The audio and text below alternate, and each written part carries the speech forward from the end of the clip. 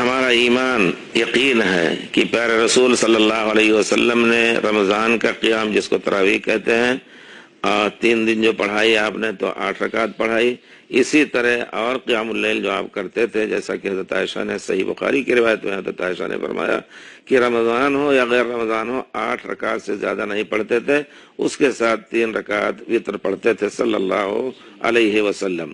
اب اگر کوئی شخص متبع سنت اتنا پڑھ کر کے اچھے سجدے، اچھے رکوع اور اچھی تلاوت کے ساتھ، تو انشاءاللہ من قام رمضان ایمانا و احتسابا، جس نے ایمان اور احتساب اجر اللہ کی طرف سے کی امید رکھتے ہوئے 8 رکعت پڑھ کر کے اس نے پورے رمضان گزارے تو انشاءاللہ وہ اجر اس کو ملا، جیسا کہ اللہ تعالیٰ پیارے رسول نے وعدہ فرمایا ہے۔ اب آپ کا سوال ہے کہ کچھ لوگ کہتے ہیں کہ 20 رکعت ہی سنت ہے۔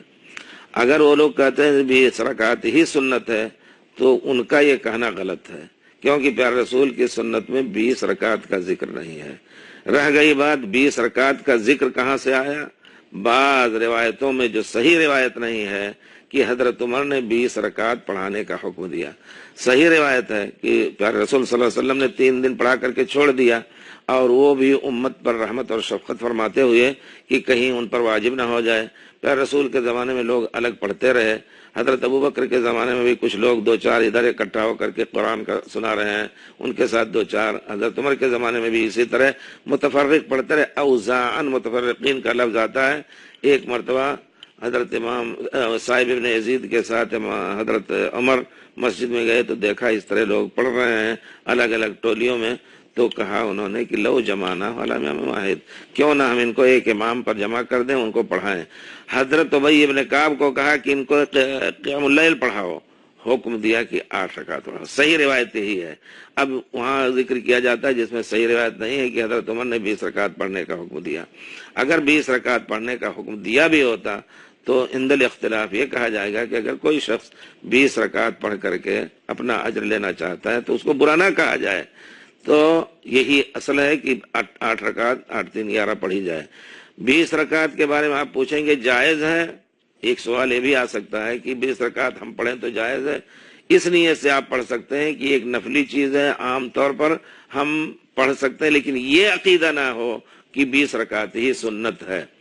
اب جب صحیح اور افضل 8 رکعت تراویح ہوئی تو آپ کا سوال کہ حرم پاک میں اور حرمین میں بلکہ کیوں 20 رکعت پڑھائی جاتی ہے؟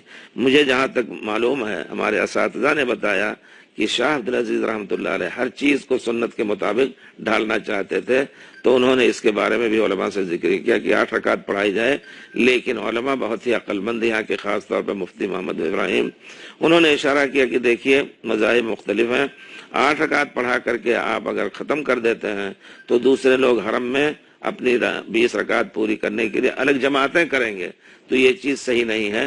ہم خود 2 امام مقرر کریں، ایک امام 10 پڑھا دے، دوسرا امام 10 پڑھا دے، جس کو جتنا پڑھنا ہو وہ پڑھے۔ یہ حقیقت ہے۔ اس کی دلیل اس سے بھی لی جا سکتی ہے کہ پورے مملکت میں آپ جانیں گے کوئی متعصب مذہب کا ہو سکتا ہے وہ کسی اپنی خاص مسجد میں پڑھاتا ہو 20 رکعت، ورنہ پورے مملکت میں 8 رکعت پڑھائی جا رہی ہے۔